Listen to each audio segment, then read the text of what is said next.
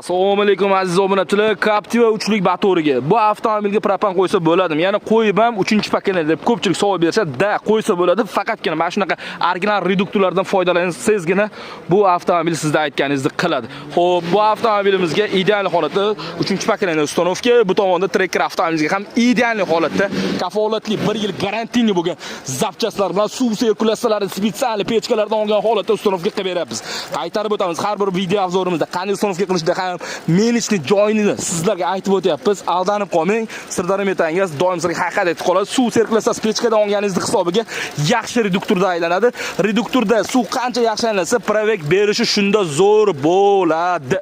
Ichkaridagi labo avtomobilimizga ham ideal holatda 50 talik balon ustanovka qilish jarayoni. Captiva 3lik motor, ikkalasi ham, ya'ni bu MP motor, bu ham Jiday ham MP hisoblanadi. Ya'ni 4 pils qo'ysangiz ham bo'ladi, 3-pakani qo'ysangiz ham bo'ladi. Sirdaryo metangizdan uzoqlashmang, obuna bo'lishni unutmang. Bu videoni barcha propan qo'ymoqchi bo'lgan yaqinlarga yuborib qo'ying. 24 ga tanlovda adashmaymiz.